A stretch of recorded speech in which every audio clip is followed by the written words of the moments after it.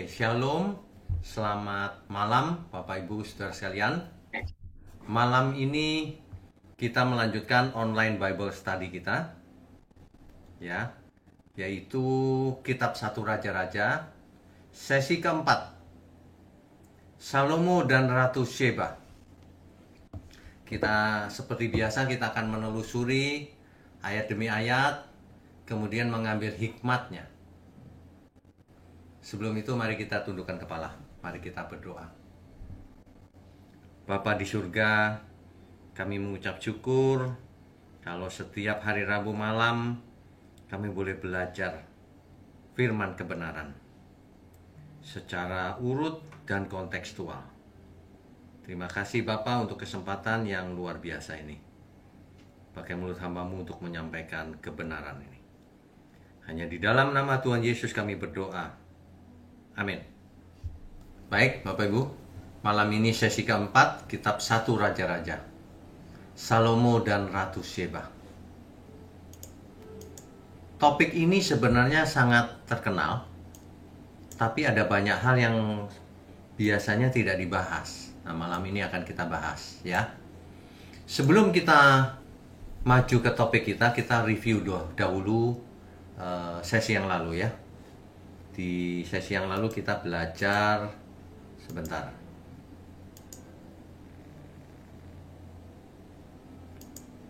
Ya. Kita belajar bahwa Raja Salomo minta bantuan ke Raja Tirus, yaitu Raja Hiram. Mengapa? Karena orang-orang Tirus ini lebih ahli dalam hal menebang kayu. Ini, saudara. Kayu-kayu aras diambil dari hutan Libanon untuk membuat bait Allah. Ya. Maka itu hubungan Salomo dan Raja Hiram sangat baik. Ya. Jadilah bait Allah yang sangat megah. Tapi bait Allah ini tidak terlalu besar kalau dalam ukuran hari ini. Bangunan ini biasa saja, tapi hari itu sangat megah. Ingat, ini adalah bait Allah yang pertama. Nanti yang ketiga besar sekali, ya. Kedua. Oke, kita lanjutkan dulu ya. Ini modelnya kira-kira seperti ini. Bait Allahnya Salomo yang pertama. Ya. Oke, kita lanjutkan. Ya, kita sudah membahas tentang hikmat Salomo yang sangat luar biasa. Yaitu ada dua orang perempuan yang rebutan anak. Salomo tidak mempunyai saksi siapapun. Padahal hari itu harus ada saksi kalau memutuskan suatu perkara. Tapi karena diberi hikmat oleh Tuhan, maka Salomo bisa memecahkan masalah itu. Dan karena hal itu salah satunya, maka Salomo terkenal di seluruh dunia akan hikmat dan kekayaannya. Ya, ini ayatnya. Ketika seluruh orang Israel mendengar keputusan hukum yang diberikan raja, maka takutlah mereka kepada raja. Sebab mereka melihat bahwa hikmat daripada Allah ada dalam hati Salomo untuk melakukan keadilan. Karena sangat terkenal ini, akhirnya berita itu sampailah kepada seorang ratu dari negeri Sheba. 1 Raja-Raja pasal 10 ayat 1-3 ya. Saya bacakan. Ketika ratu negeri Sheba mendengar kabar tentang Salomo berhubung dengan nama Tuhan, maka datanglah ia hendak mengujinya dengan teka-teki. Jadi tujuan Ratu Sheba datang ingin menguji Salomo, ingin menguji hikmatnya Salomo. Makanya pakai teka-teki. Ia datang ke Yerusalem dengan pasukan pengiring yang sangat besar, dengan unta-unta yang membawa rempah-rempah, sangat banyak emas dan batu permata yang mahal-mahal. Setelah ia sampai kepada Salomo, dikatakannya segala yang ada di dalam hatinya kepada Salomo.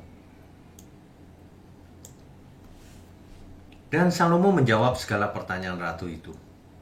Bagi raja tidak ada yang tersembunyi yang tidak dapat dijawabnya untuk ratu itu. Rupanya ratu dari negeri Seba ini yang tidak diketahui namanya siapa, kita sebut saja Ratu Seba, ya, memberikan banyak teka-teki, selalu bisa dijawab oleh Raja Salomo karena hikmatnya Salomo. Itu ayat 1 sampai 3 tuh, Saudara. Ya.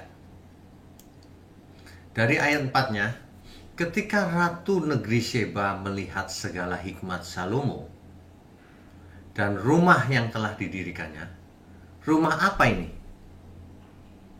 Pasti yang dimaksud adalah rumah Tuhan, bait Allah yang sudah dibangun oleh Salomo.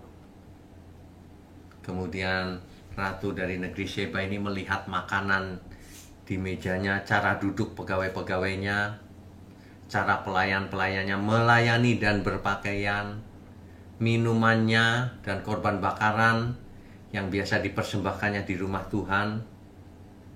Maka tercenganglah ratu itu. Ratu dari negeri Seba ini heran, luar biasa Salomo ini. Dan ia berkata kepada raja, benar juga kabar yang kudengar di negeriku tentang engkau dan tentang hikmatmu. Tetapi aku tidak percaya perkataan-perkataan itu sampai aku datang dan melihatnya dengan mataku sendiri. Sungguh setengahnya pun belum diberitahukan kepadaku. Rupanya Ratu Seba yang ia dengar belum separuhnya yang ia lihat. Dalam hal hikmat dan kemakmuran, rupanya jauh lebih luar biasa dari yang ia bayangkan.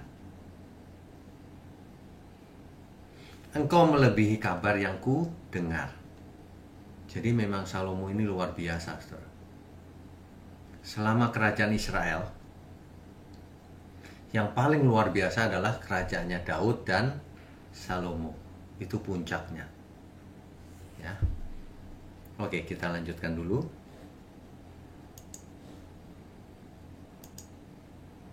Ya.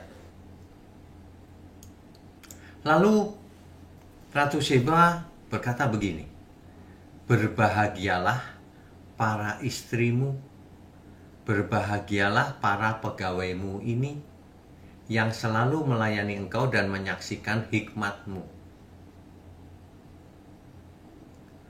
Terpujilah Tuhan Allahmu yang telah berkenan kepadamu, sedemikian hingga ia mendudukkan engkau di atas tahta kerajaan Israel. Karena Tuhan mengasihi orang Israel untuk selama-lamanya, maka ia telah mengangkat engkau menjadi raja untuk melakukan keadilan dan kebenaran. Bapak Ibu Saudara perlu tahu bahwa Ratu dari negeri Seba ini tadinya menyembah matahari, dewa matahari.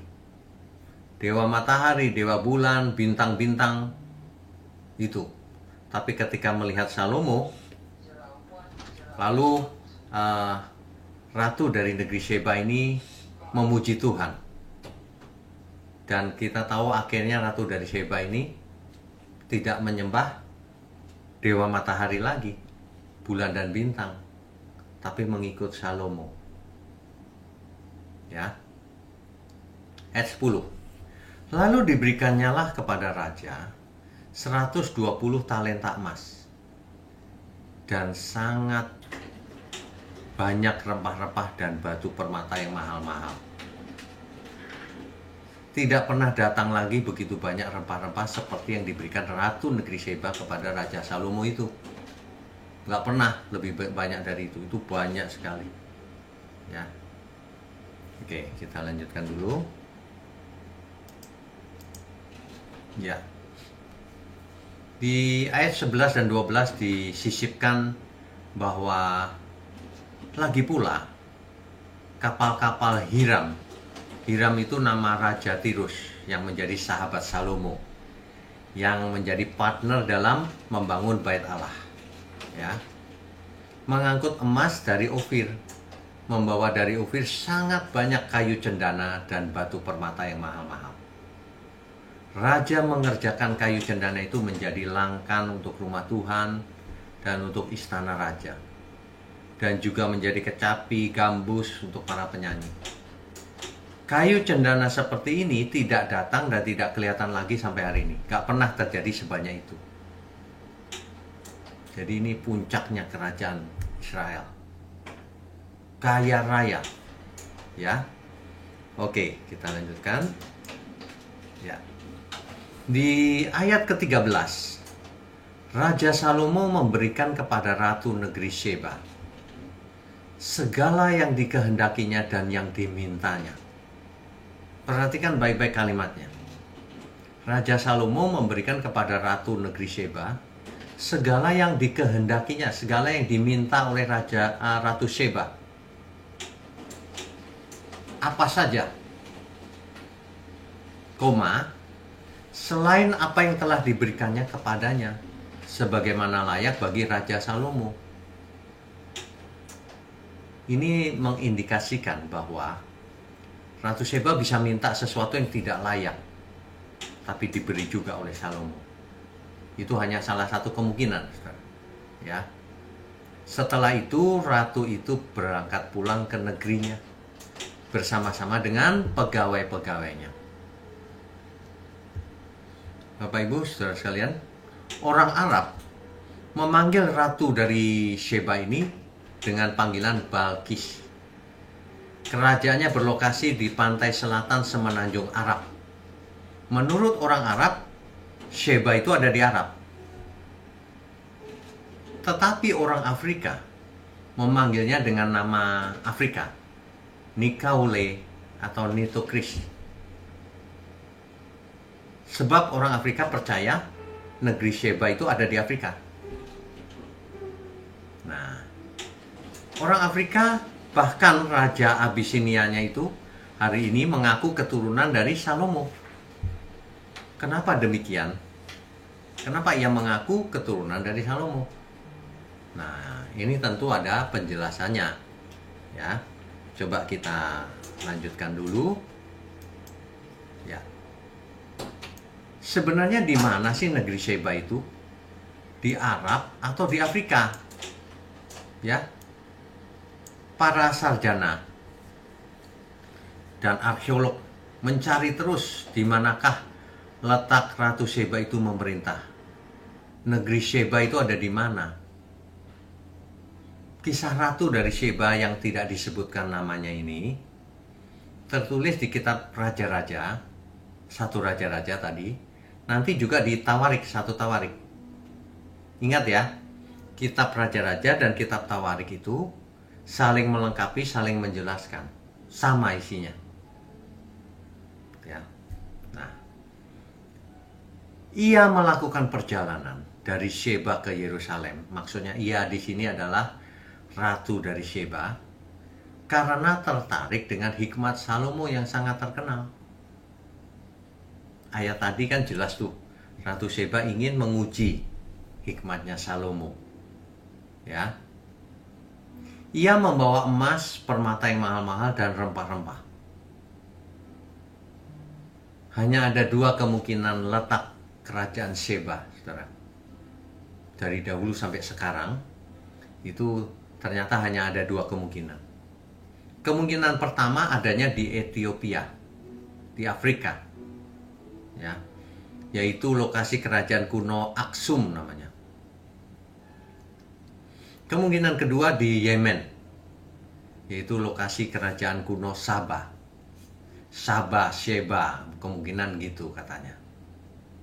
Nah, seorang sejarawan Yahudi yang sangat terkenal, Josephus namanya, menyebut ratu ini sebagai the Queen of Egypt and Ethiopia.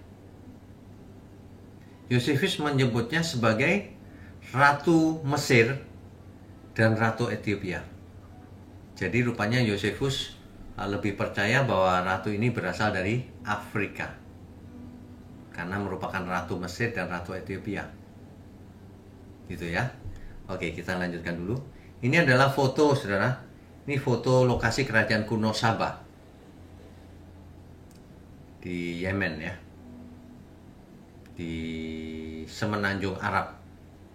Jadi orang berpikir ini loh istananya Ratu Sheba itu gitu. Ya.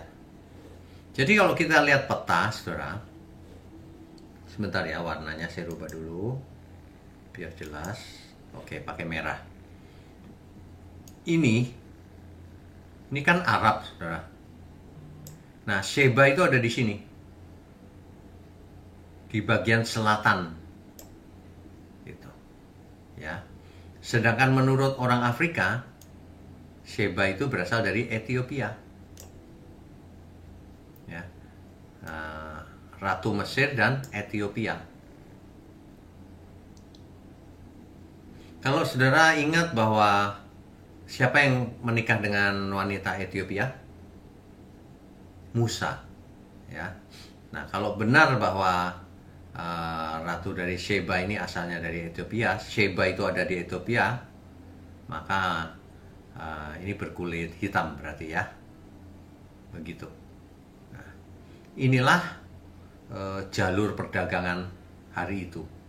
Jadi rupanya Ratu Sheba ini datang kepada Salomo. Salomo kan ada di sini ya, di mana? Ini Yerusalem di sini nih, saudara.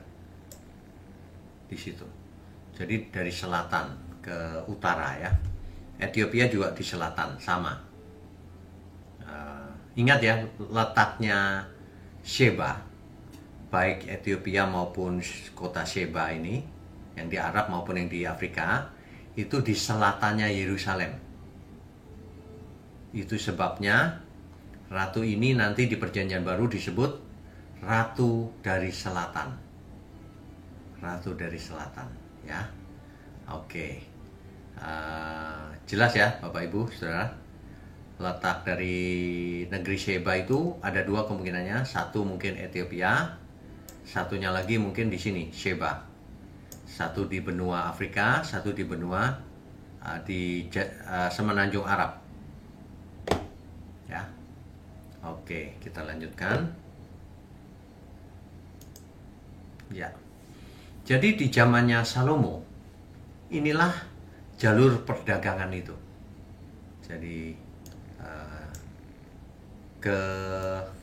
menyebar dari Yerusalem kemana-mana, ya, di zamannya Salomo. Oke, kita lanjutkan dulu. Ya, ini yang perlu kita soroti, Bapak Ibu Saudara sekalian. 1 Raja-Raja pasal 10 ayat 13. Raja Salomo memberikan kepada ratu negeri Sheba segala yang dikehendakinya, apa saja yang diingininya dan yang dimintanya, selain apa yang telah diberikannya kepadanya. Padahal Raja Salomo sudah memberikan segalanya kepada Ratu Sheba. Tapi rupanya Ratu Sheba minta yang lain-lain lagi gitu. Perhatikan kalimat ini, selain apa yang telah diberikannya kepadanya, sebagaimana layaknya bagi Raja Salomo. Mestinya seorang raja yang memberikan hadiah biasa saja.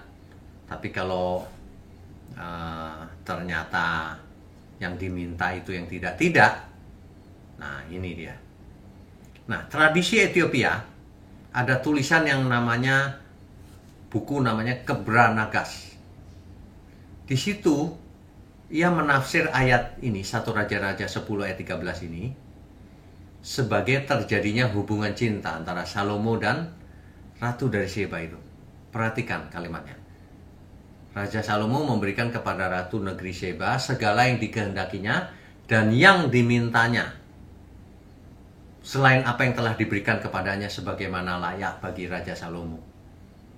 Jadi Ratu Sheba kemungkinan minta yang enggak juga.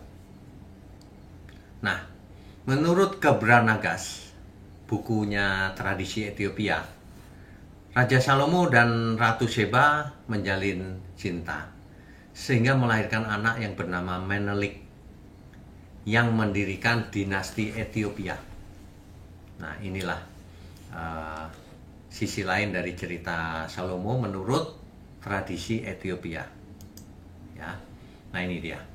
Jadi Kebranagas itu kisah tradisi di Ethiopia, ada bukunya. Saudara bisa baca hari ini. Saudara bisa cari, beli bukunya. Isinya itu cerita tentang Salomo, bagaimana hubungannya dengan Ratu Sheba menurut versinya Ethiopia. Sampai detail, sampai punya anak dan seterusnya. Ya.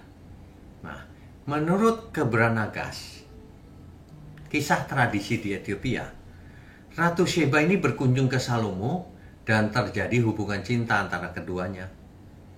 Sehingga ratu itu mengikuti iman Salomo, tidak menyembah matahari, dewa, bulan, dan bintang lagi.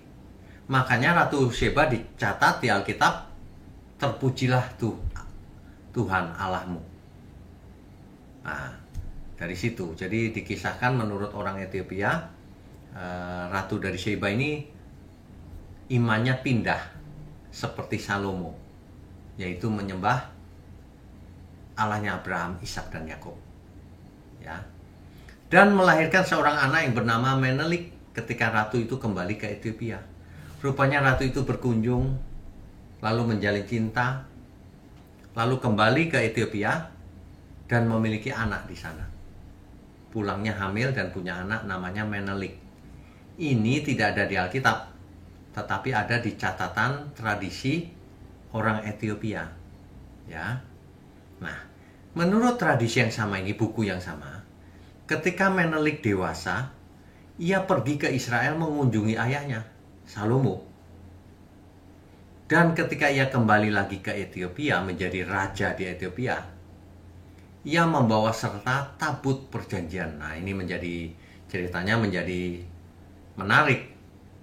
Jadi Menelik hasil hubungan Salomo dan Ratu Sheba ini mengunjungi ayahnya di Yerusalem, tapi waktu pulang ia membawa tabut perjanjian. Sehingga penyertaan Tuhan pindah dari Israel ke Ethiopia. Ini menurut buku tradisi Ethiopia. Jadi menurut tradisi, makanya tabut perjanjian itu dipercaya oleh orang Ethiopia sedang disimpan di The Church of Saint Mary of Zion di Aksum. Ada suatu gereja Saint Mary Sion di Aksum namanya. Ya. Jadi tabut perjanjian yang dicari-cari orang selama ini misteri, hilang. Menurut orang Ethiopia masih ada di gereja itu sampai hari ini.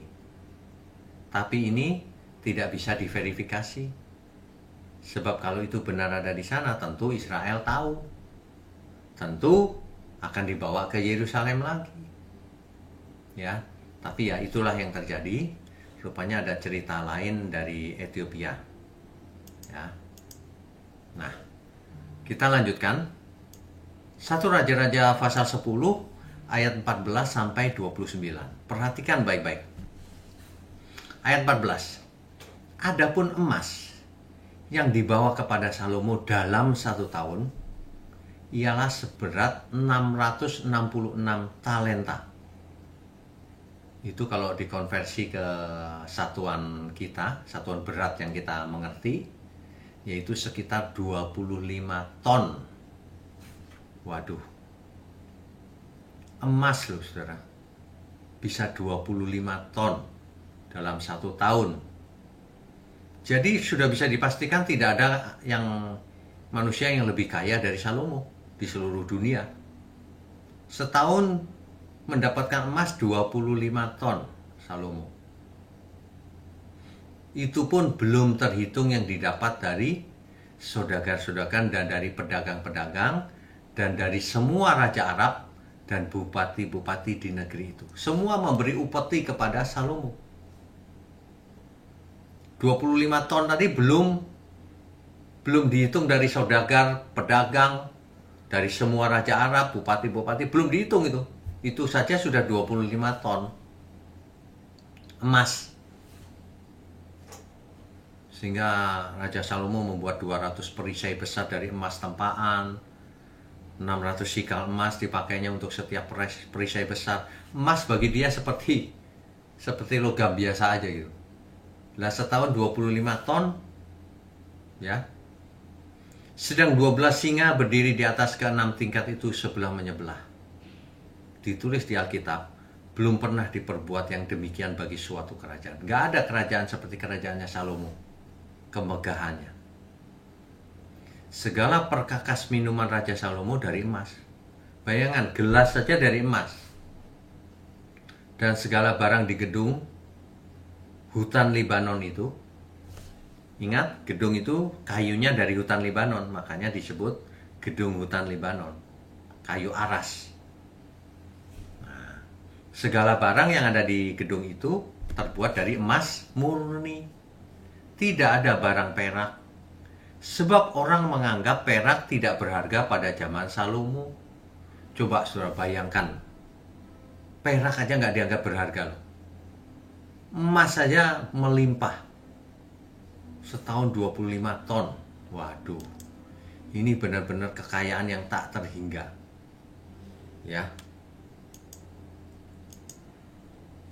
Ayat 22 dikatakan begini. Sebab di laut raja mempunyai kapal-kapal Tarsis bergabung dengan kapal-kapal Hiram. Dan sekali 3 tahun kapal-kapal Tarsis itu datang membawa emas dan perak serta gading, juga kera dan burung merak. Waduh.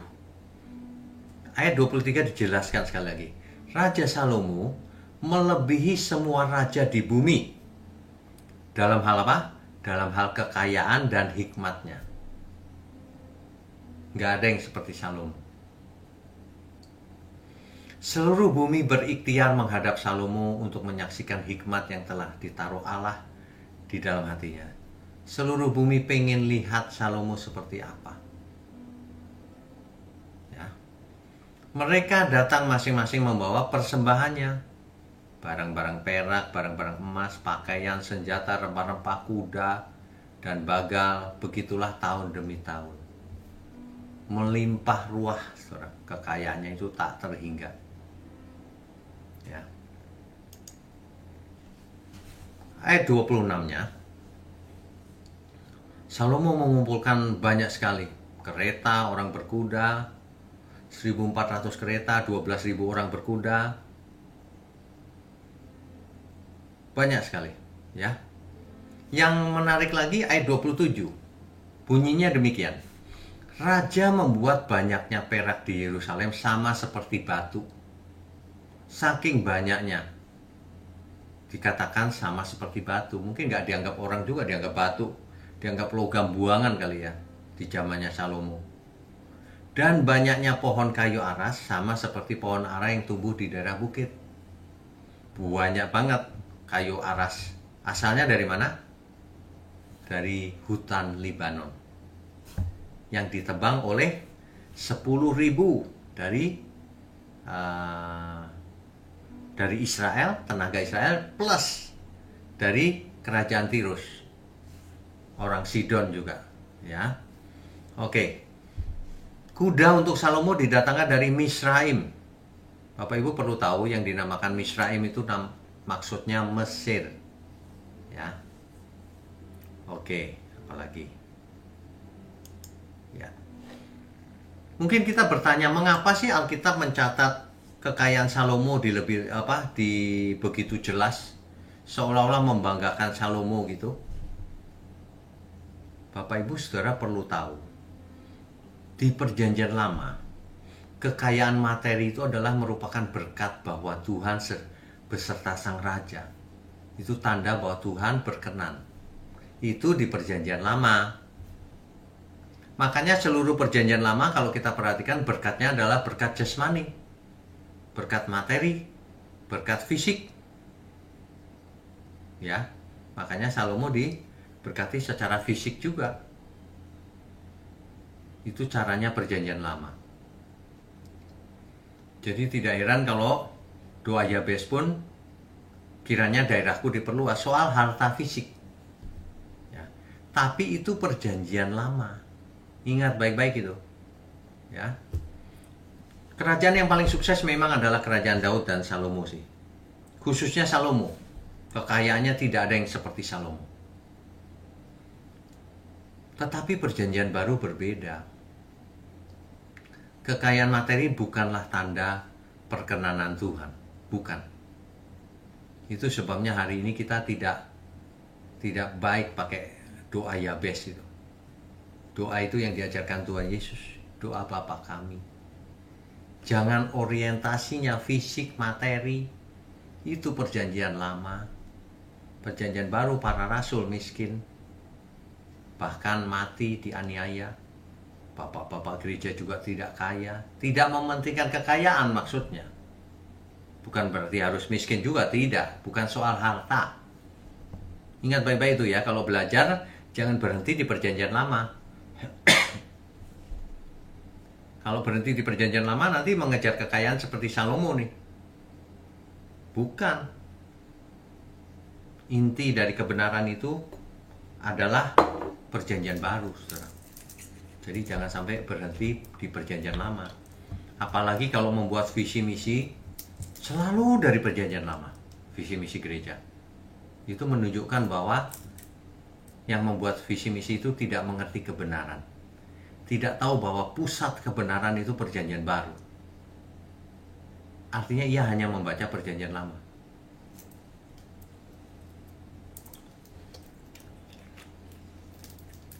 Bahkan Tuhan Yesus sendiri memperingatkan bahwa alangkah sulitnya orang kaya masuk kerajaan surga. Nah, kok banyak orang ingin kaya? Ya, hati-hati.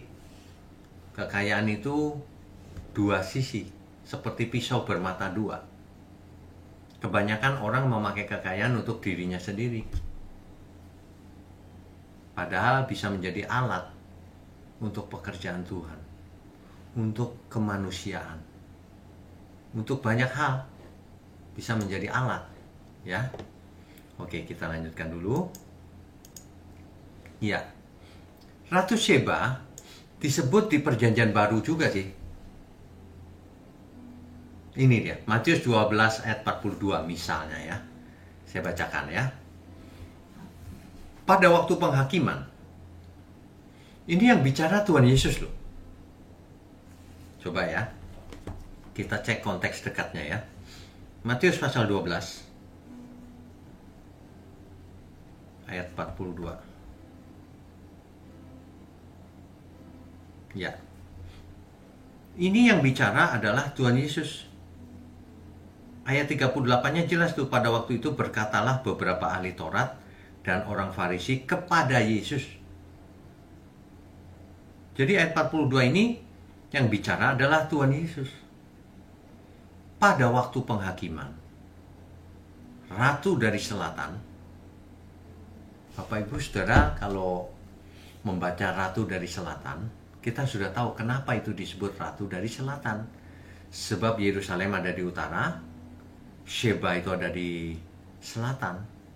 Baik kemungkinan Sheba itu adalah kota Sheba maupun Ethiopia, tetap di selatannya Yerusalem. Itu sebabnya Ratu dari Selatan itu sebutannya. Ya. Yang konyol itu adalah kalau ketika orang membaca ini lalu mengartikannya begini, Ratu dari Selatan. Kok ada Ratu Pantai Selatan, Pak, di sini? Kok adanya Roro Kidul di Alkitab? Bukan. Ya.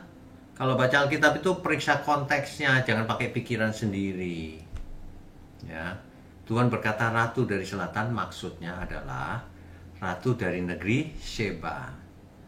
Ratu dari Selatan itu akan bangkit bersama angkatan ini dan ia akan menghukumnya juga.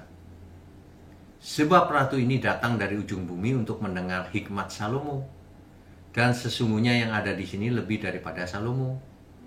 Tuhan sedang menjelaskan yang ada di sini dirinya lebih dari Salomo. Ya. Dari tulisan ini diulang di Lukas 11 ayat 31. Dari tulisan ini kita mengetahui bahwa Ratu dari Selatan, Ratu Sheba ini selamat juga, saudara. Kan positif. Ratu ini datang dari ujung bumi untuk mendengar hikmat Salomo. Ratu dari selatan itu akan bangkit bersama angkatan ini dan ia akan menghukumnya juga, menghakimi. Bayangkan. Artinya Ratu Sheba ini akhirnya selamat. Nah, yang jadi masalah adalah di literatur lain, dokumen lain selain Alkitab. Di literaturnya Rabinik, orang Yahudi, tertulis bahwa Ratu Sheba ini bahkan ada hubungan dengan Lilith. Lilith itu setannya versi Yahudi. Seolah-olah Ratu Sheba ini membawa kegelapan, tapi itu versinya orang Yahudi. Ya, kalau kita pakai Alkitab saja. Nah, begitu. Makanya jangan mengambil kebenaran dari luar Alkitab. Bisa sangat bertentangan. Ya, saudara ya. Nah, oke. Ya. Jadi Salomo mungkin adalah raja yang paling sukses sepanjang sejarah. Sangat legendaris. Tapi, ada tapinya, saudara. Sampai kemudian yang akan kita bahas di Rabu depan. Salomo dan berhala. Jadi Rabu depan kita akan melihat bagaimana Salomo jatuh. Kalau orang Ethiopia, ya, ini kita stop dulu sharingnya, ya. Jadi kalau orang Ethiopia menjelaskannya begitu, saudara. Menelik yang adalah anak Salomo dari Ratu Sheba ke Yerusalem mengangkut tabut perjanjian. Setelah itu Salomo mulai kehilangan tabut perjanjian kan? Makanya menyembah dewa-dewanya istri-istrinya yang kafir. Itu menurut versinya orang Ethiopia. Ya, kita berdasarkan Alkitab saja. Nah, apa yang kita bisa petik hikmatnya dari kisah ini? Yang jelas, jika Tuhan berkenan pada seseorang, pada suatu pribadi, seseorang, maka Tuhan akan mensupport, mendukung orang itu habis-habisan. Ya, untuk melakukan kehendaknya, kehendak Tuhan. Tetapi ada tetapinya. Orang itu harus taat. Kalau mau dipakai Tuhan itu harus taat sampai mati. Itulah yang diteladankan oleh Tuhan Yesus. Dipakai Bapa untuk diutus ke bumi, ia taat sampai mati. Demikian juga kita semua. Jika kita diberi kesempatan untuk melayani Tuhan, untuk bekerja untuk Tuhan, diberkati banyak, harus taat sampai mati. Gunakan seluruh hidup kita untuk Tuhan. Ya. Sayang sekali Salomo ini nanti jatuh juga. Padahal ia mengalami berkat yang luar biasa. Tapi ia jatuh juga. Jangan sampai kita mengulang kesalahan yang sama di masa lalu. Banyak sekali tokoh-tokoh Alkitab yang jatuh. Makanya kita tidak bisa meneladani tokoh-tokoh masa lalu. Siapapun. Ya. Kalau dikatakan iman Abraham, yang mana? Iman yang mana? Ya, ketaatannya. Tapi waktu Abraham bohong itu gak termasuk. Waktu Abraham mengambil Hagar itu tidak termasuk. Yang dimaksud iman Abraham hanya sebagian hidupnya. Makanya teladan kita cuma satu, Tuhan Yesus. Tidak boleh ke perjanjian lama. Dalam segala hal. Soal doa, Tuhan Yesus belajarnya, bukan Yabes di perjanjian lama. Soal apapun, soal berkat, Tuhan Yesus menekankan berkat rohani. Meskipun berkat jasmani juga ada, tapi yang utama adalah berkat rohani. Bagaimana manusia diubah menjadi anak Allah, melakukan kehendak Bapa. Itu sebenarnya. Ya, saudara ya. Jadi kalau kita belajar perjanjian lama, supaya kita tahu latar belakang dari semuanya ini. Tapi jangan berhenti, kita lanjutkan terus. Sehingga kita tahu, oh rupanya hari ini kita kekayaan nggak penting, nggak seperti zamannya Salomo. Tapi bukan berarti harus miskin juga. Gunakan mamon itu untuk bersahabat dengan Tuhan, untuk pekerjaan Tuhan. Ya. Amin ya, Saudara. Amin. Kita lanjutkan dengan diskusi dan tanya jawab. Kohus silakan. Ya, baik kita lanjutkan dengan sesi tanya jawab. Bagi penanya yang ingin bertanya, silakan raise hand. Untuk penanya pertama, Bapak Asahel, silakan Pak.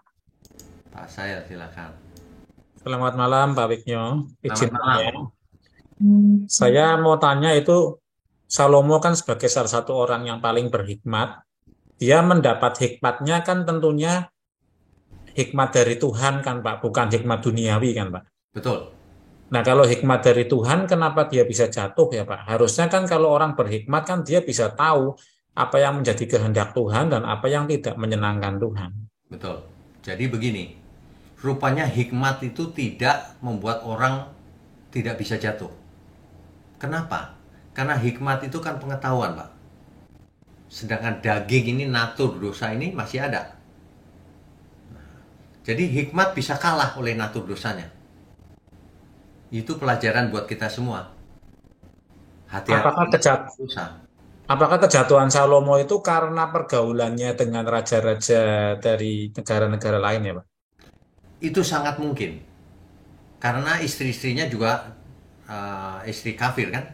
Tidak percaya Tuhan Allahnya Salomo. Ya. Makanya Salomo di kemudian hari malah ikut nyembah dewa-dewa mereka. Jadi yang dimaksud hikmat Salomo ini rupanya kalau menurut versi perjanjian baru nggak terlalu hebat juga ya. Masa ia menyembah dewa-dewa itu dikatakan paling berhikmat di dunia? Itu zamannya dia itu paling hebat. Zaman sekarang tidak. Oke. Baik Pak, makasih Pak. Ya, oke, Tuhan berkati. Ya, selanjutnya Ibu Susi, silakan Bu. Ibu Susi silakan. Shalom malam Pak Wiknyo, mau Halo, tanya. selamat malam. Kan ada yang bilang Israel di utara, ada Israel di selatan. Yang apakah yang di utara tuh yang 10 suku, terus yang di selatan 2. Kalau yang 10 tuh sekarang kemana ya Pak mereka? Apakah masih di sana? Ya, itu pembahasan sesi depan, Bu. Oh, sesi depan. Oh iya ya. Oke. Pecahan kerajaan ya. Oh iya, baik Pak. Saya tunggu di sesi Oke. depannya. Oke. Terima kasih Pak Wiknyo. Ya, berikutnya Oke, selanjutnya Bapak Payaman, silakan Pak. Pak Payaman silakan. Shalom, selamat malam Pak. Shalom, selamat malam. Selama ini sering kita dengar orang kafir menyembah dewa. Sebenarnya wujud dewa itu apakah dalam bentuk konkret atau abstrak? Misalnya, kalau waktu Musa ke atas ke Gunung Sinai, dibikin patung yang juga disebut dewa mungkin dari patung anak lembu emas. Tapi kalau tadi disebut dewa matahari, apakah matahari, dewa bintang, dewa bulan, apakah matahari, bulan, bintang yang kita lihat itu yang disembah, atau bagaimana sebetulnya pengertian dewa ini? Oke, baik. Jadi di zamannya Perjanjian Lama, khususnya Kanaan, itu dewa-dewa itu seringkali diwakili oleh patung, Pak. Di zaman itu tapi, ya. Nah, penyembahan terhadap matahari dan sebagainya biasanya dilukis saja. Mataharinya dilukis, bintang. Menyembah itu, Pak, matahari beneran. Tapi kadang-kadang dilambangkan dengan lukisan dan sebagainya gitu. Mereka percaya dewa matahari, dewa bulan, dan bintang-bintang itu adalah dewa-dewa gitu, tempat bersemayam dewa-dewa. Jadi contohnya lagi waktu menara Babel, Pak. Itu menara itu dibangun ke atas untuk apa? Rupanya di paling atasnya itu ada kuil, dan di situ pasti ada patungnya lagi, Dewa Marduk.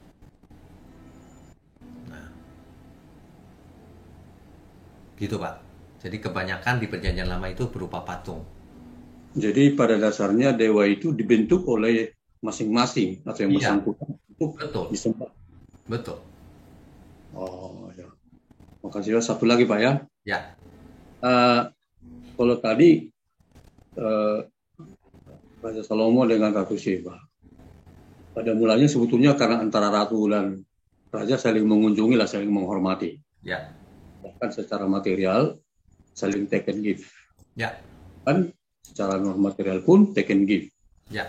Nah, karena setelah pulang Ratu Sheba, lahir anaknya. Ya. Jadi pemikiran saya, ini kan sama-sama ratu yang terhormat dengan raja. Ya. Nah, apakah mereka ada perkawinan resmi yang direstui oleh seluruh atau karena seperti nggak pernah disebut gitu loh. Ya. Nah, makasih. Hari itu tidak ada perkawinan resmi, Pak.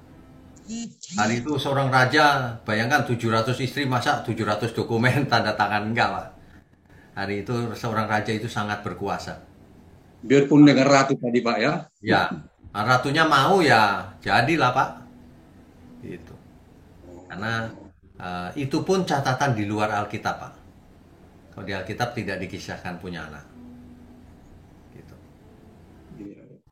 Ya. Makasih, Pak. Oke. Assalamualaikum, Pak. Berikutnya. Oke, selanjutnya Ibu Meme, silakan Bu. Bu Meme, silakan. Shalom Pak, selamat malam. Malam. Ya, sebelum saya mengajukan pertanyaan saya Pak, ada baiknya saya mengucapkan terima kasih untuk semuanya ya Pak ya. Ya. Dan begitu juga dengan Sister Rita, terima kasih Sister dan semua Bapak Ibu yang menghadiri. Saya ada dua pertanyaan nih Pak ya. Perjanjian lama dengan perjanjian baru, Ya. ya Pak ya. Ya. Yang pertama ya Pak, dalam di perjanjian lama, apakah orang percaya di perjanjian lama ini memiliki jaminan keselamatan ya Pak? Oh, oke, baik. Di perjanjian lama, waduh, koneksinya unstable. Sebentar. Suara saya masih jelas nggak ya? Iya. Masih Pak. Iya, oke.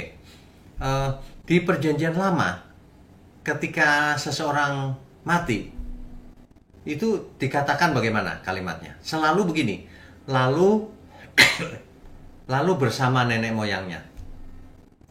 Selalu begitu. Jadi tidak pernah diceritakan ke surga atau ke Firdaus, nggak pernah. Jadi di perjanjian lama itu belum ada kepastian. Kepastian itu terjadi ketika Yesus mati di kayu salib. Gitu. Jadi keselamatan selamanya bersifat anugerah dari Allah oleh kasih karunia melalui iman ya Pak. Betul. Oke, jadi Pak, salah satu perbedaan utama antara orang percaya dalam perjanjian lama dan perjanjian baru berkaitan dengan peran Roh Kudus ya Pak ya. Maksudnya bagaimana pertanyaannya? Maksud saya salah satu perbedaan utama antara orang percaya dalam perjanjian lama dan perjanjian baru berkaitan dengan peran Roh Kudus ya Pak. Maksud saya di perjanjian lama dengan perjanjian baru. Salah satunya iya. Ada beberapa faktor yang utama. Di perjanjian baru kita sudah ditebus oleh darah Yesus. Roh Kudus dimateraikan dalam diri kita. Kita sudah punya Alkitab, firman kebenaran. Penyertaan Tuhan nyata dalam hidup kita. Beda dengan perjanjian lama. Gitu, ya. Terima kasih ya Pak. Satu lagi boleh ya Pak ya? Ya, boleh. Ya. Tentang saya sedikit tentang orang-orang yang sudah bertahun-tahun itu percaya kepada Tuhan Yesus dan berkorban baginya seumur hidup. Jika mereka tidak menerima pekerjaan Tuhan yang Maha Kuasa di akhir zaman, apakah mereka sungguh tidak akan dapat diangkat ke kerajaan surga ya Pak? Penghakiman itu akan dilakukan oleh Tuhan Yesus. Apa intinya? Apakah seseorang mengasihi Tuhan atau tidak? Itu aja. Nah, kalau seseorang mengasihi, biar pekerjaannya pekerjaan di gereja, tapi tidak mengasihi Tuhan, kan bisa saja. Tidak mengasihi sesama itu tidak mengasihi Tuhan namanya. Jadi ukurannya nanti Tuhan yang akan menghakimi. Setiap orang harus menghadap tahta pengadilan Kristus untuk mempertanggungjawabkan apa yang diperbuatnya selama ia hidup.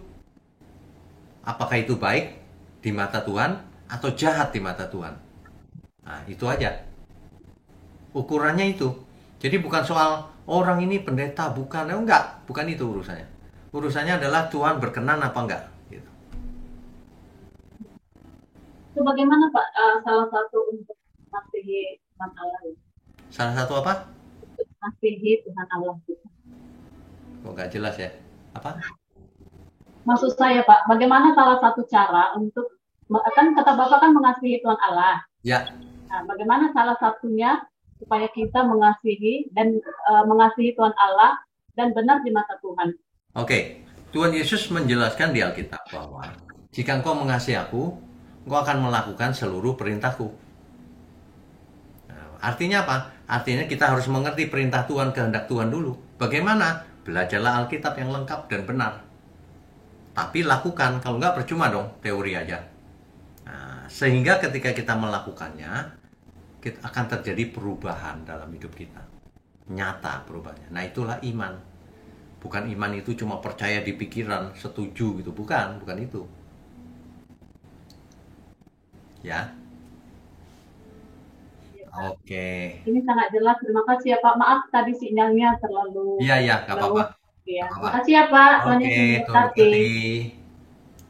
Oke. Selanjutnya Bapak Feber Siagian, silakan Pak. Pak Feber, silakan.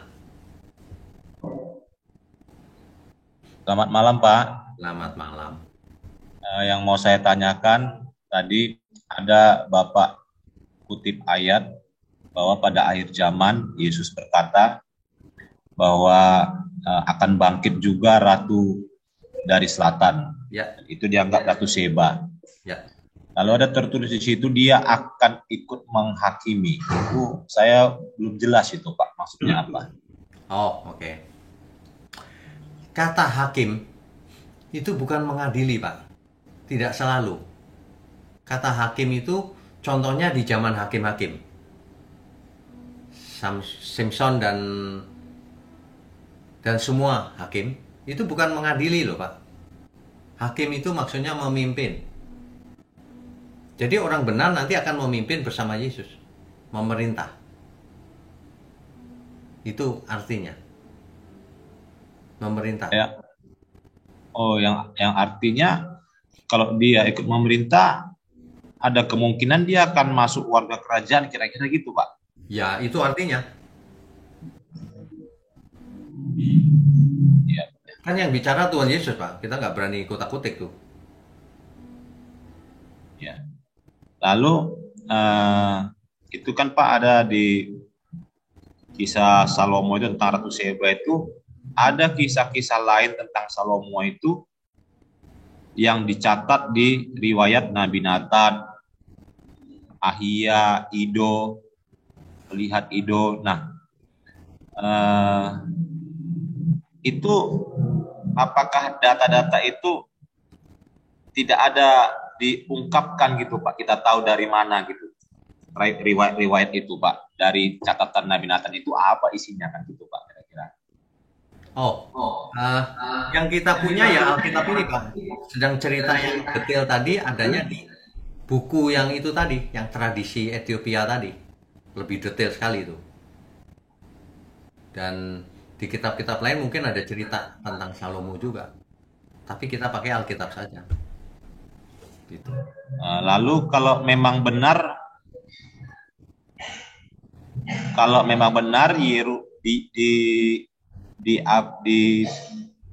kita bilanglah dulu tadi di mana, di Afrika ya Pak. Ya. Kabut itu memang betul ada di situ, dan seandainya memang itu pun ditemukan, apakah kalau menurut yang kita ketahui sekarang di zaman perjanjian baru ini, bisakah itu jadi dianggap seperti suatu benda yang punya nilai magic aja Pak, begitu? Menurut saya tidak. Sejak Tuhan Yesus mati di kayu salib, semuanya sudah nggak penting.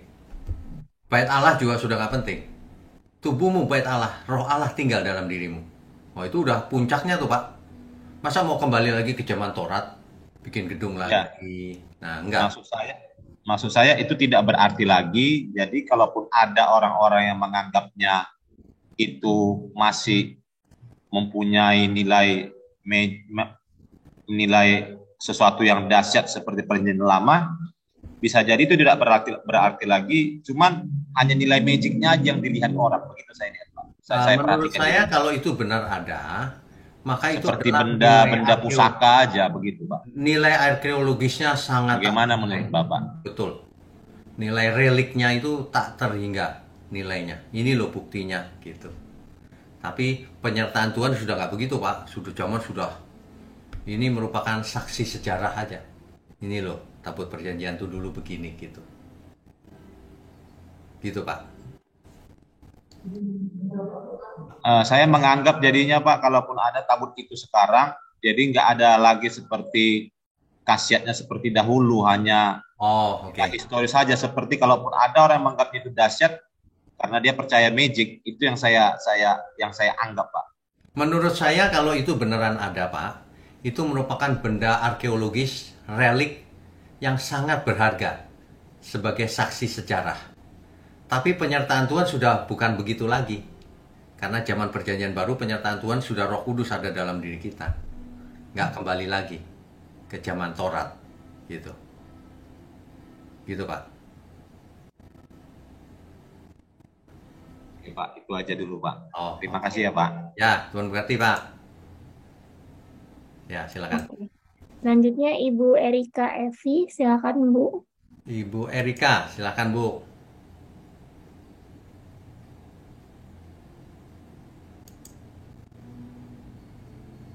Ibu Erika, silakan. Bisa di-unmute, Bu.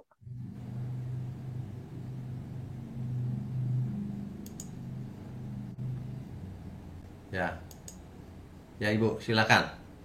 Mau tanya apa, Bu? Di-unmute dulu. Ya. Ya, suara. Mengingat Salomo berkat dan hikmatnya dari Tuhan, ternyata kan tidak menjamin bahwa dia tetap tinggal di dalam Tuhan, begitu. Dengan pengaruh pergaulan istri-istrinya yang membawa dia ke berhala. Betul. Itu kalau menurut konteks keselamatan, apakah terus dia kehilangan keselamatan? Karena mengingat di perjanjian lama kan juga Yesus belum menjadi manusia, gitu. Betul. Ya. Tapi kalau dia menyembah berhala dan tidak pernah bertobat lagi, maka dia tidak selamat.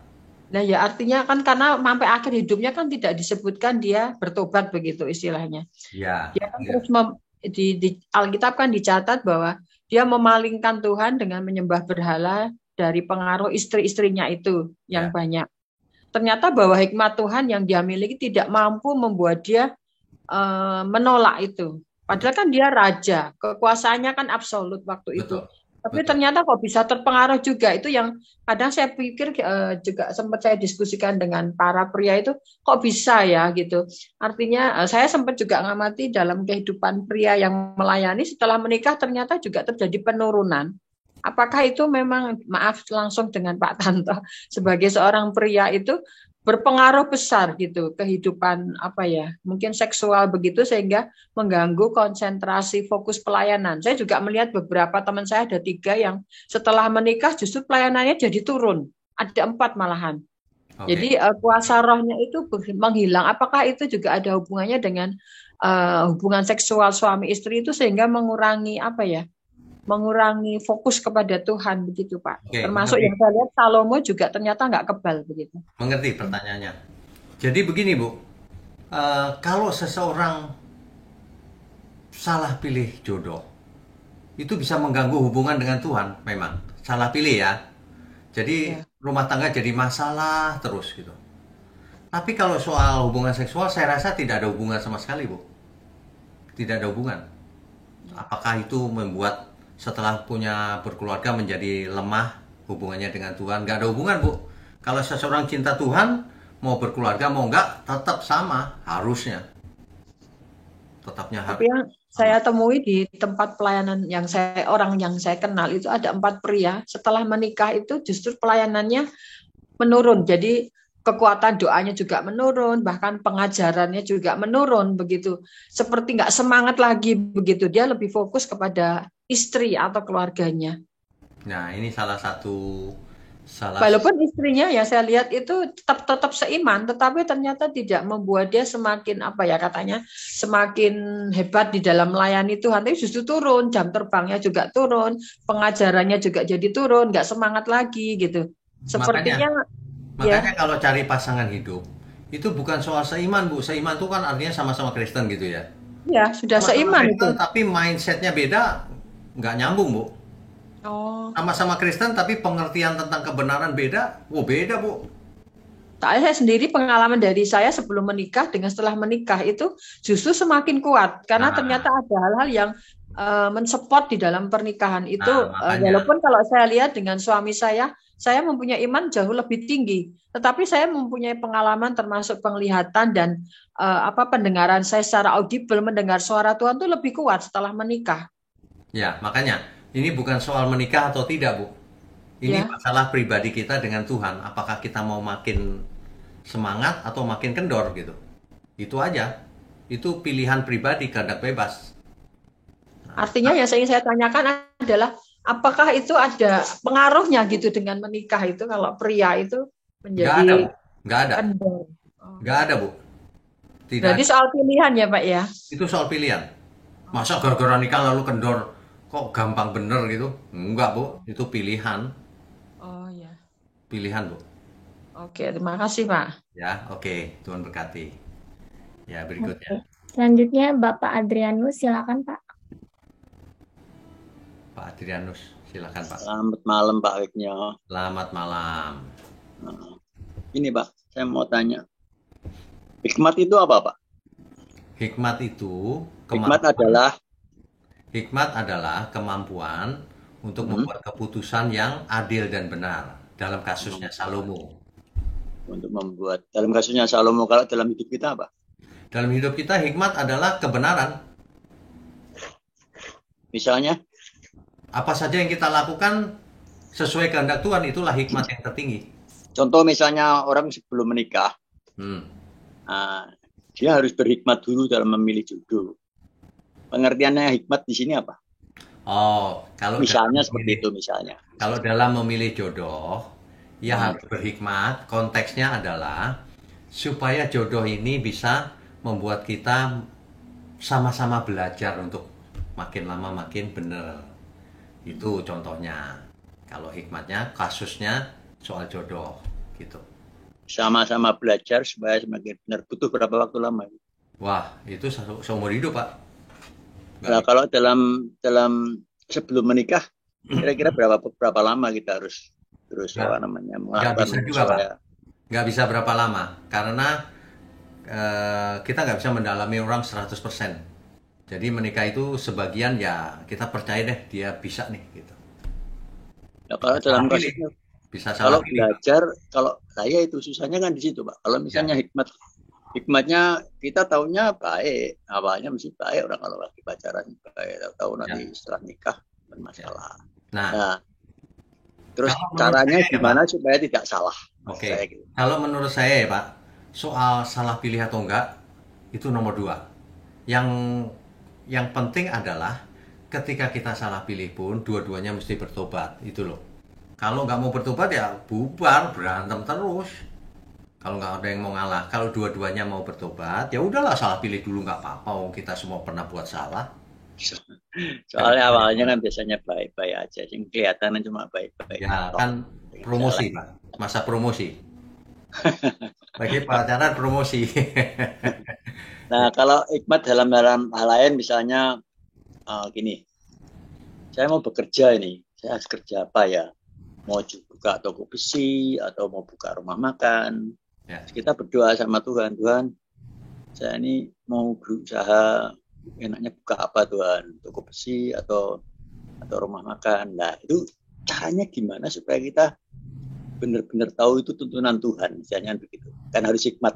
Biasanya kan orang Kristen sukanya ngomong gitu kan, hikmat. Kalau menurut saya ya Pak, tidak semuanya itu harus didikte Tuhan. Jadi setiap orang belajar membuat keputusan. Kalau keputusannya itu meleset, itu menambah hikmatnya dia, lain kali dia tahu. Justru kita, apa saja pilihan kita boleh, kata Tuhan. Tapi kita harus mengerjakannya dengan sebaik mungkin. Nah, soal sukses apa enggak, bisa sukses, bisa tidak. Kalau tidak pun kita harus belajar. Oh, rupanya begini, kerja keras lagi gitu. Itu, Pak.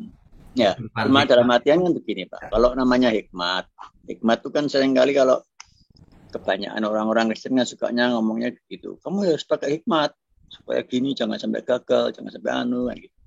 Ya seakan-akan kan mengandalkan bahwa hikmat itu sesuatu yang dari Tuhan gitu. Jadi nggak mungkin salah, gitu. Intinya begitu.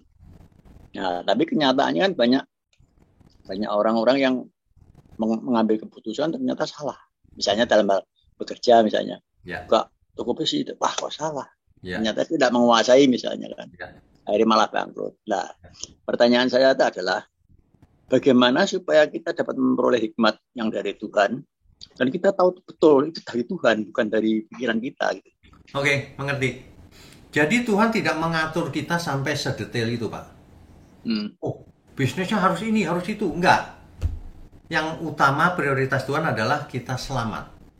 Nah, caranya bisa lewat jatuh bangun. Salah pilih, ini, itu, ini. Tapi bertobat terus gitu.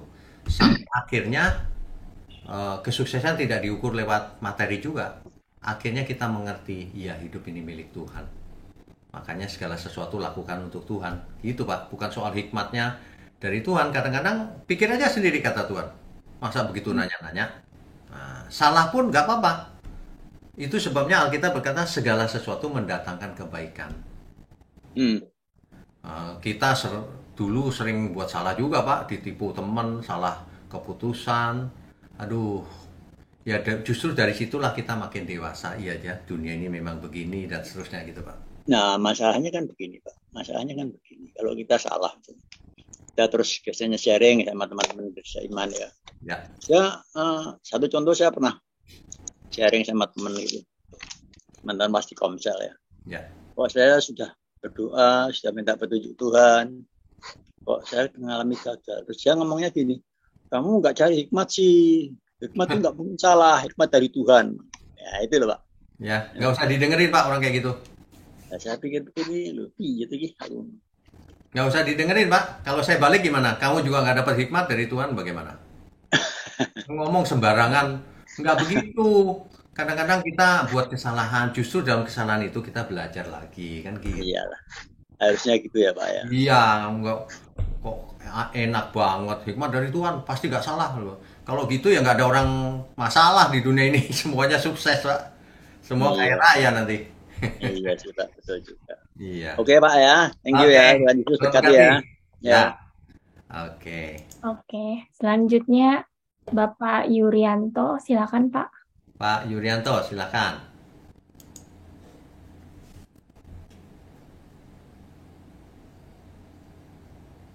Ya, coba ada suara nggak? Kok tidak ada suara?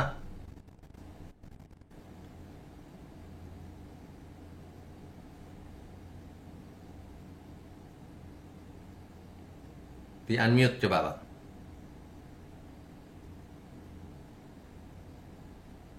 Nih saya bantu. Nih klik. Bisa? Belum bisa. Ya. Tes. Selamat malam Pak. Selamat malam. Ya. Oke. Saya mau bertanya Pak.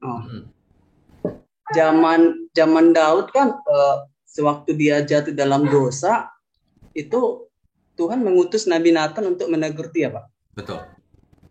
Nah, terus kenapa pada zaman Salomo tidak ada nabi yang diutus untuk menegur Salomo jatuh dalam dosa Pak? Nanti kita bahas di sesi depan ya. Kan jatuhnya Salomo sesi depan bukan sekarang. Oh baik Pak. Ya. Terima kasih ya Pak. Salam ya. Pak. Shalom, Tuhan berkati. Oke. Selanjutnya Bapak Mulyono, silakan Pak. Mulyono, silakan. Ya. Malam Pak Wiknyo. Selamat malam. Ya. Saya mau tanya, tapi ini juga mungkin pendapat sedikit Pak ya. Ya, silakan. Salomo itu bisa sukses, berhasil sampai sekarang ini mungkin ada peran dari ibunya Batseba kan gitu kan. Ya. Pada waktu penentuan raja kan mamanya juga ikut berperan. Betul. Saya rasa dia sukses itu juga perannya orang ibunya juga gitu ya Pak ya. Benar sekali. Nah, pada waktu zaman Daud itu kan disebutkan ya, istrinya siapa sampai berapa banyak kan. Ya.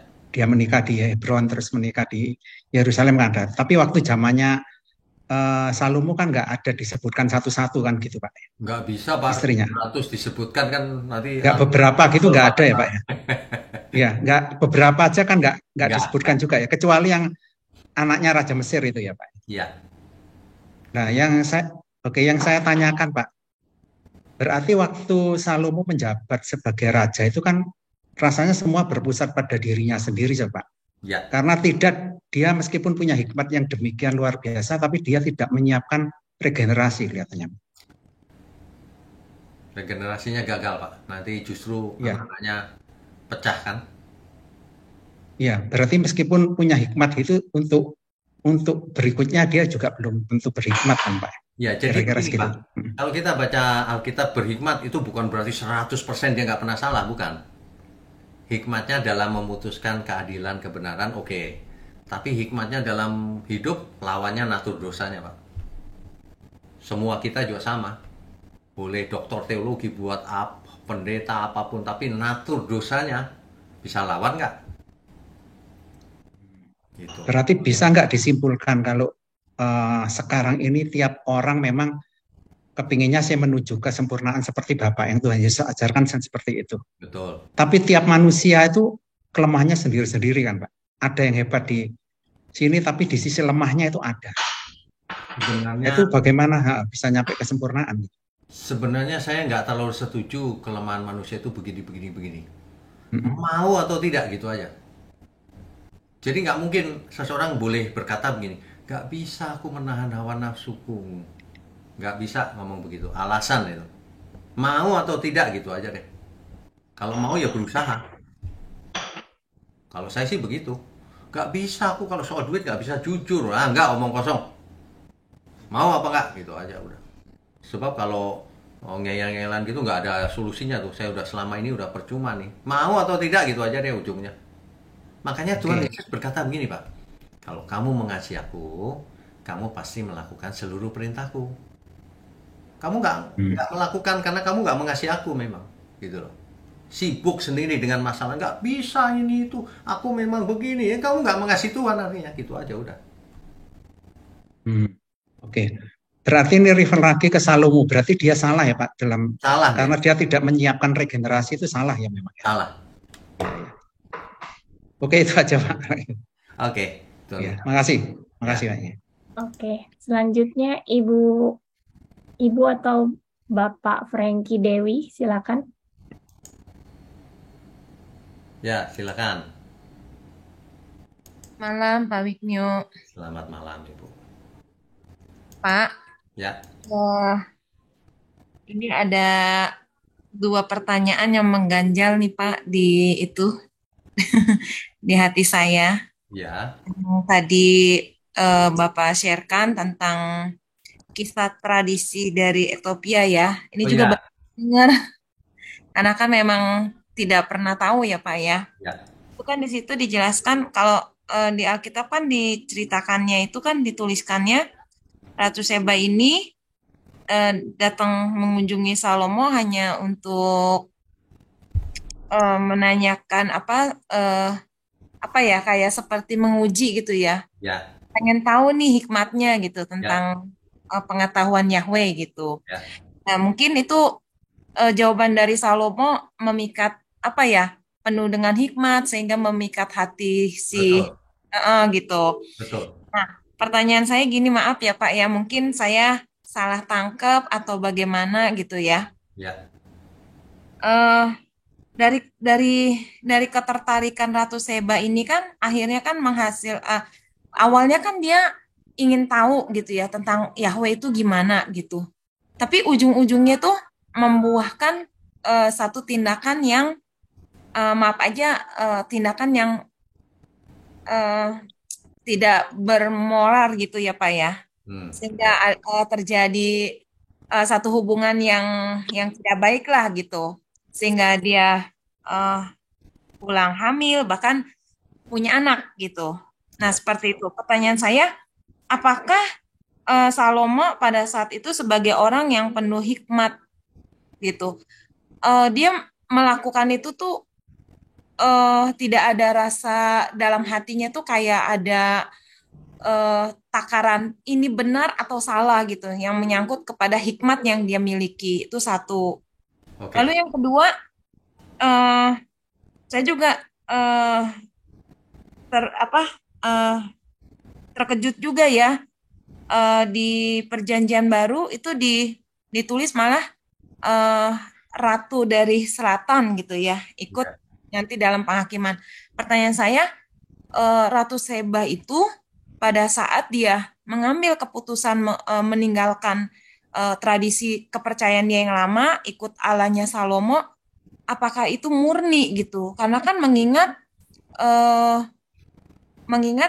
Ratu Seba ini kan bukan hanya sekedar ingin tahu jawaban dari Salomo, tetapi ada hubungan terarang gitu loh, Pak. Ya, mengerti. Kalau misalnya ada pertanyaan yang salah gitu ya, ya mohon dijelaskan. Thank you ya, Pak ya. Oke, ya baik. Begini Bu, yang cerita tadi punya anak itu kan itu di bukunya Ethiopia. Ya, Kan tradisi ya. belum tentu benar, ya. Jadi kalau berdasarkan Alkitab itu tidak ada cerita itu. Nah, jadi kita kalau ambil kesimpulan dari Alkitab saja, jangan dicampur dengan buku lain. Itu hanya sekedar pengetahuan aja. Karena Oh iya iya. karena ada hamba Tuhan yang pakai itu sebagai kebenaran. Itu tabut perjanjian ada itu di Ethiopia, seakan-akan itu kebenaran, padahal itu versinya Ethiopia. Oh, cerita tradisi lah ibaratnya ya. Cerita tradisi, jangan itu dikhotbahkan seolah-olah itu Alkitab.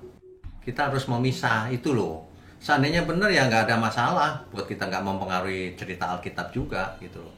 Iya iya. Kita tidak bisa ambil itu sebagai kebenaran, nggak bisa. Lagi pula, yang bicara adalah Tuhan Yesus, Ratu dari Selatan, akan ikut menghakimi, menghukum. Nah, artinya Ratu ini selamat.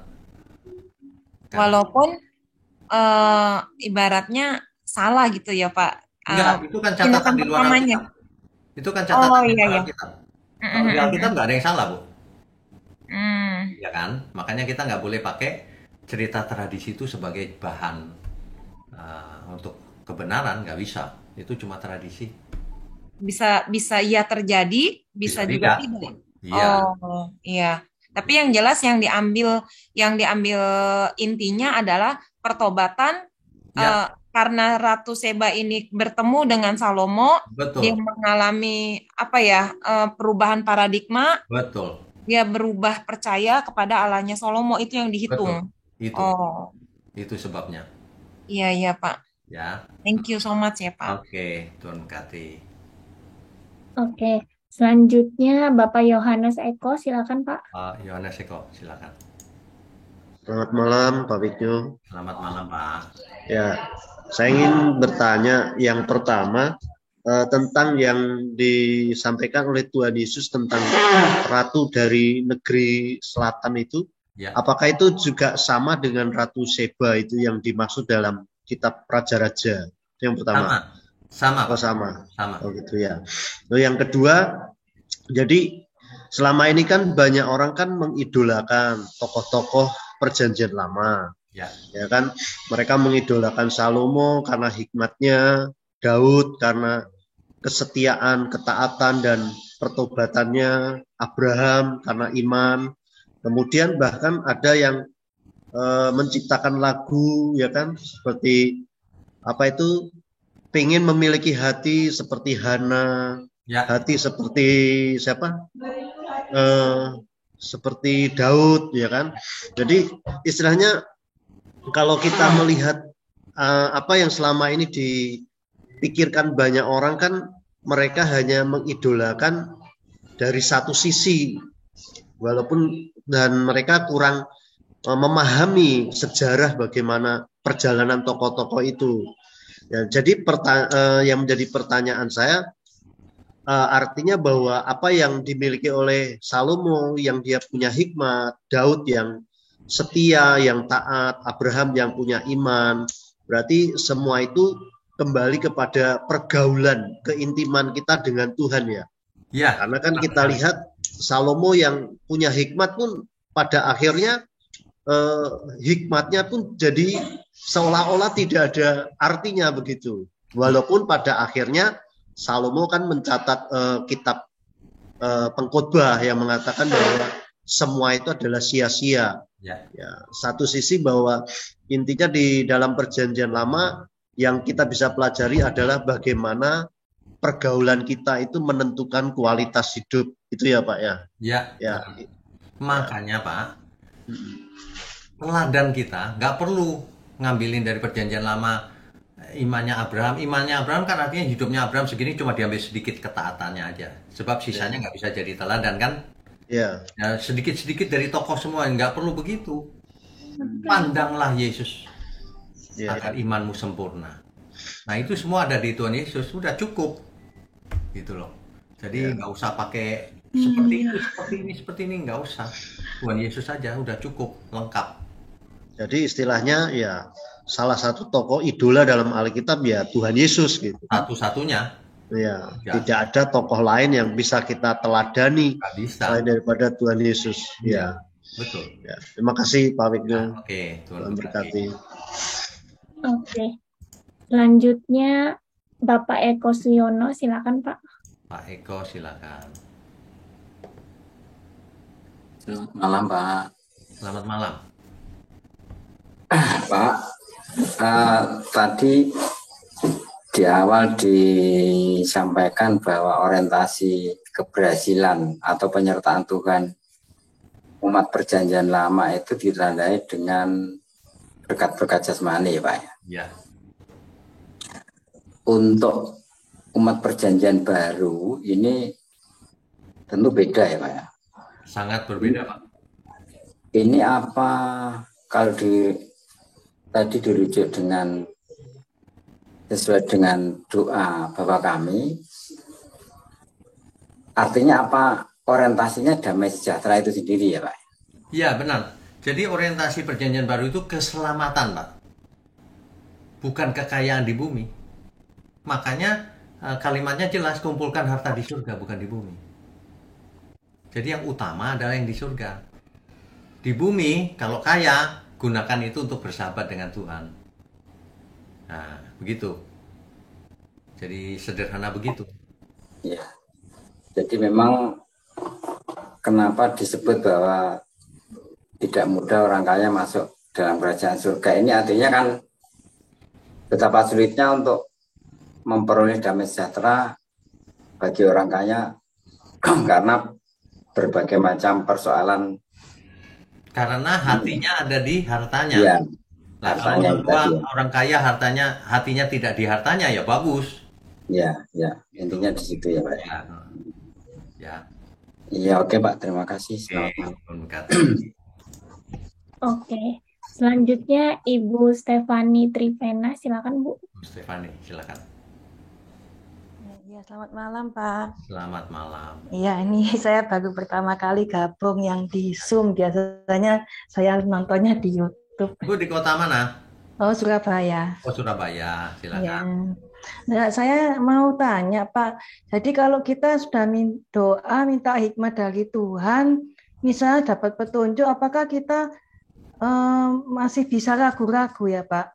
Misalnya seperti Salomo tuh kadang saya bingung ya, kan dia tahu tidak boleh banyak istri atau yang di luar yang tidak percaya Tuhan, tapi dia kok banyak istri dari negara-negara lain. Maksudnya mungkin dia hikmatnya mikirnya kalau saya nolak orang lain menawarkan anaknya mungkin nanti perang, jadi nanti pas perang atau apa gitu. Ya. Apa dia enggak bingung ya antara nolak karena memang seharusnya enggak boleh di luar yang percaya Tuhan atau daripada negaranya nanti diperangi. Jadi gimana itu ya, kadang kok minta hikmat pun jadi masih bingung gitu loh Pak. Hari itu semua negara-negara di sekeliling itu memberi upeti kepada Salomo. Upeti itu emas, perak, rempah-rempah, dan kemungkinan besar juga istri. Sehingga hari itu demi perdamaian semua diterima oleh Salomo. sebagai itu upeti, bisa juga. Nah, jadi kita tidak perlu mempersoalkan hikmatnya Salomo, sebab ada yang lebih berhikmat, yang sempurna di Perjanjian Baru. Tuhan sendiri yang berkata bahwa yang ada sekarang ini lebih dari Salomo. Nah, Tuhan Yesus maksudnya. Jadi kita langsung saja ke Tuhan Yesus. Kalau kita belajar Salomo, kita belajar supaya tidak mengalami kesalahan yang sama. Berhikmat kok begitu. Kalau berhikmat ya jangan begitu dong. Gitu, Bu. Oh iya. Ya, terima kasih, Pak. Oke, Tuhan berkati. Habis ya? Atau Iya. Fiber mau tanya lagi atau apa? Kok masih raise hand? Iya Pak, saya mau tanya lagi. Oh ya, terakhir ya. Silakan. Pak, tadi waktu Bapak katakan hubungan antara Ratu Seba dengan Salomo tadi, Pak, bahwa mereka itu diperkirakan lah itu ada hubungan seks itu, Pak, sampai dia hamil, itu kan masih terindikasikan, Pak, belum nilai mutlak. Itu adalah menurut tradisi Ethiopia, Pak. Jadi tidak bisa kita pakai sebagai kebenaran. Ah, iya Pak. Itu Tidak saja bisa. Pak. Artinya umpamanya satu saat saya mengkhotbahkan itu harus saya bilang juga itu, Pak. Iya, betul. Pak. Harus dikatakan ada tradisi. Jadi Iya. ceritanya Kristen Ethiopia, Pak. Mereka percaya Taubat Perjanjian ada di gereja itu. Dulu punya anak dengan Salomo, Menelik.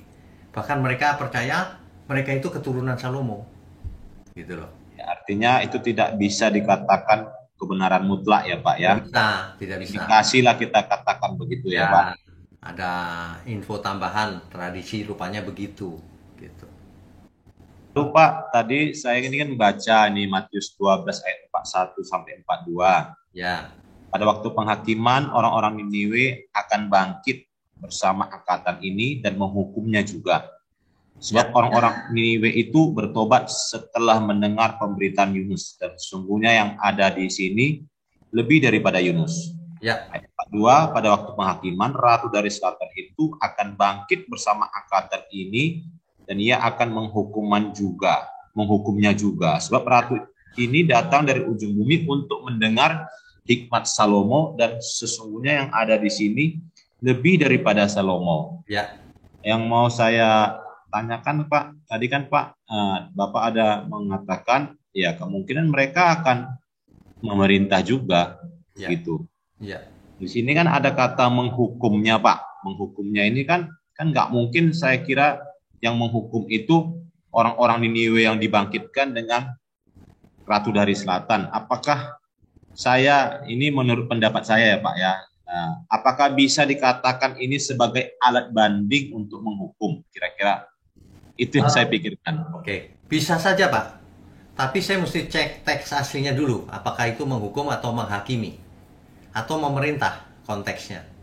Kalau saya lebih cenderung itu hakimnya cuma satu Pak, Tuhan Yesus, sudah pasti itu. Jadi maksudnya mereka ada di pihak yang benar. Itu aja konteksnya. Yang saya lihat karena orang Niniwe ini kan bukan orang Israel, Pak. Ya. Sama orang Ratu Selatan ini kan bukan juga orang Israel. Artinya hukum Taurat mereka nggak punya. Betul. Nggak bisa juga dikatakan buat hukum untuk mereka untuk dihakimi secara hukum Taurat. Bisa, nah, Pak. itu yang saya pikirkan, Pak. Karena bisa, Pak. Di kitab Roma dikatakan bangsa-bangsa lain yang tidak memiliki hukum Taurat, ya, kalau oleh dorongan diri sendiri melakukan yang dituntut hukum Taurat, mereka pun dibenarkan. Kalau melanggar hukum Taurat yang ada di hatinya, mereka pun dihukum. Jadi nggak punya hukum Taurat, tapi ada Taurat di hati. Itu di kitab Roma.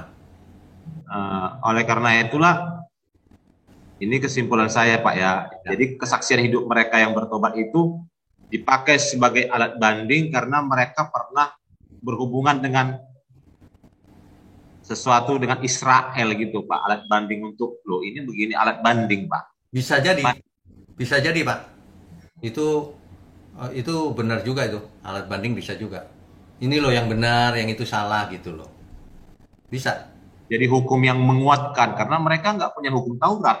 Ya. Kok bisa begitu? Ya.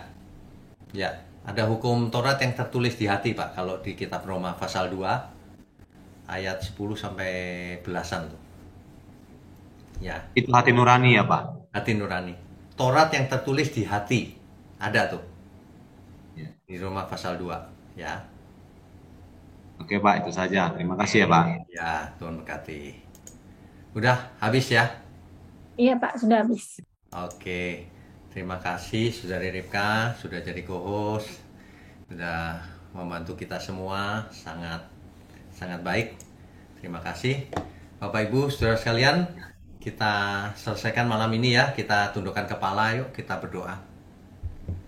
Bapa di surga, kami mengucap syukur kalau kami sudah selesai belajar dan menarik hikmatnya dari kasus Salomo dan Ratu Sheba ini. Terima kasih Bapak. Mohon berkati setiap tangan yang mendukung pekerjaanmu dan juga semua kami yang mendengar firman-Mu dan mengerti serta melakukannya. Hanya di dalam nama Tuhan Yesus kami berdoa dan mengucap syukur. Haleluya. Amin.